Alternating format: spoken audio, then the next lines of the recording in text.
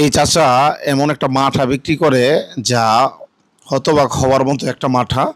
আমি elephant road গেছিলাম বিশেষ একটা প্রয়োজনে। তো বাটা সিগন্যালের কাছাকাছি, হ্যাঁ, ব্লেজারের দোকানগুলোর পাশেই হচ্ছে এই চাচাটা বসে। উনি এমন একটা মাঠা বিক্রি করলো, আমি যাওয়ার পথে হঠাৎ আমার চোখে পড়ে গেল।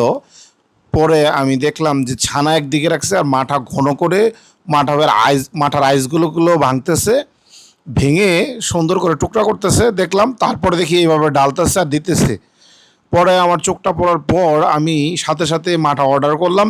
তারপরও আমি সিরিয়ালে প্রায় ৬-৭ জনের পরে পাইছি। এই চাচার মাঠাগুলো এত সুস্বাদু রে ভাই, না খাইলে মিস করবেন।